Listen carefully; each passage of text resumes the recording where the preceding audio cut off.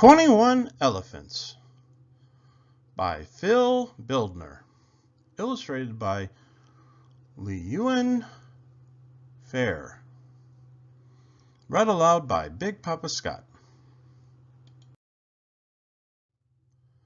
Ever since she was a little girl, Hannah watched the workers build the first steel suspension bridge in the whole world, the Brooklyn Bridge. She dreamed of the day when she would finally be able to walk across it and out into the big city.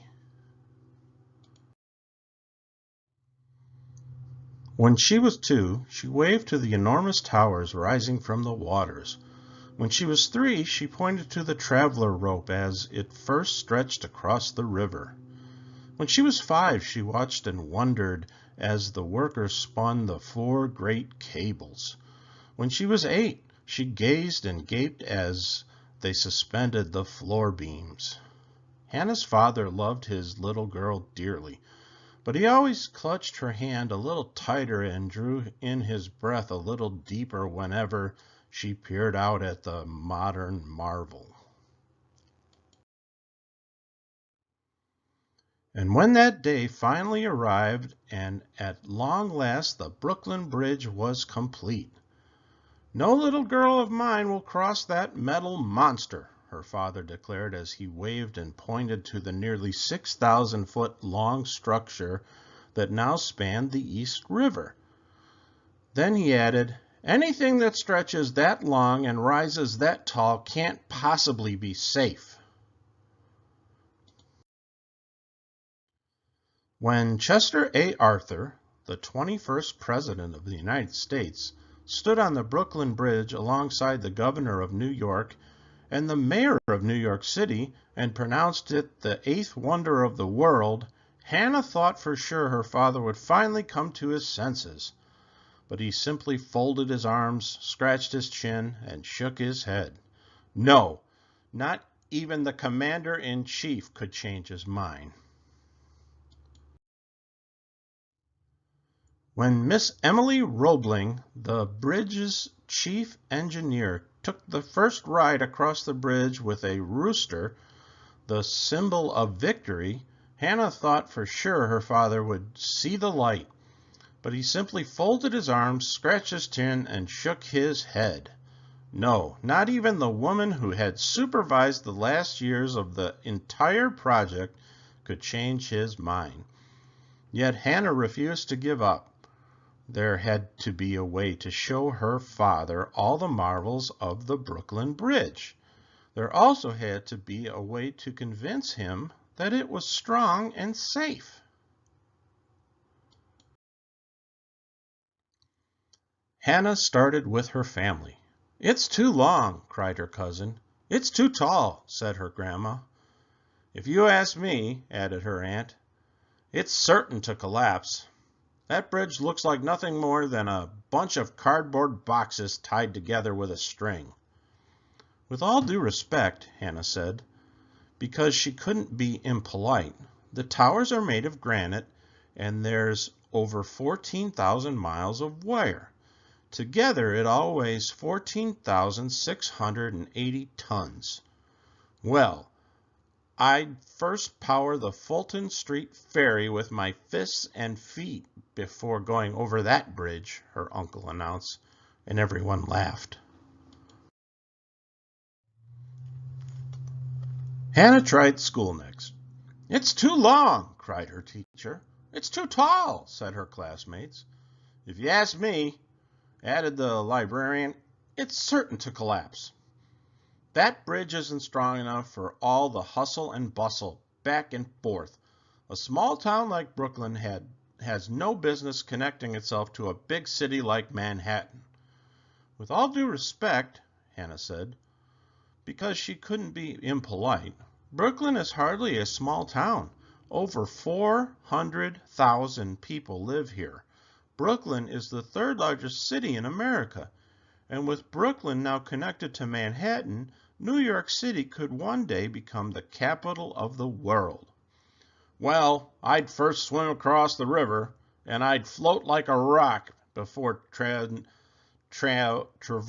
that contraption," her principal announced. Everyone laughed. Then Hannah went to the market by the church. "It's too long," cried the woman at the fruit stand. "It's too tall," said the policeman on patrol. "If you ask me," added the man selling spices, "it's certain to collapse. It's too wide. 1 lane is all you need. Maybe 2 at the most." "With all due respect," Hannah said, because she couldn't be impolite, "the Brooklyn Bridge needs all 5 lanes. The 2 outer lanes are for horse-drawn carriages, the 2 middle lanes are for the cable trains, and the 5th lane is for pedestrians like you and me." "Well, I'd first walk on water before I'd walk on that bridge," announced the minister, and everyone laughed. Now Hannah was sad. Why did everyone agree with her father? Why was she the only one who wasn't afraid to walk across the Brooklyn Bridge? Why didn't anyone else share her dream? Hannah's father couldn't stand to see his little girl so down. He knew the one thing that would cheer her up. The circus. This year, P.T. Barnum's greatest show on earth had an added attraction, a herd of 21 elephants.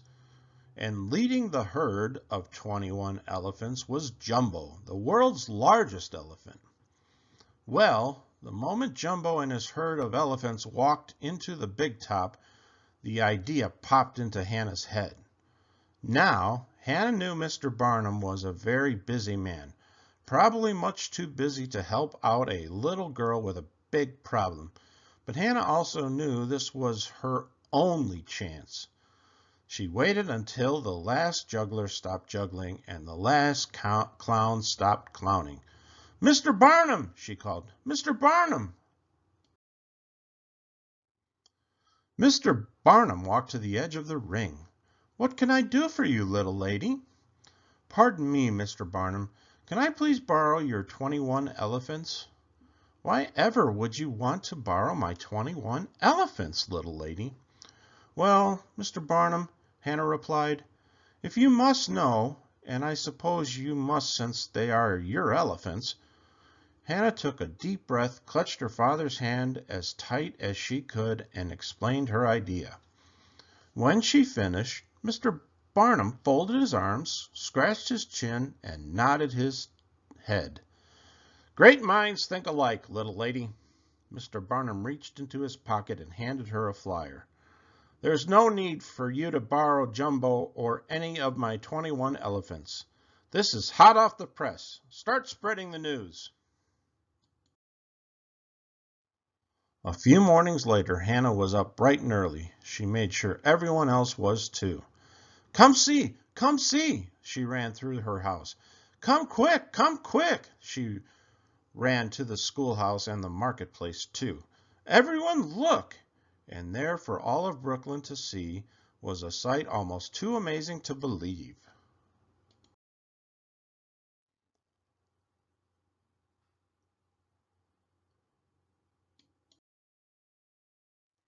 Yes, Hannah had finally found the way to prove her father and everyone in Brooklyn, for that matter, that the bridge was indeed safe and strong. And from that day forth, Hannah and her father walked across the Brooklyn Bridge as often as they could.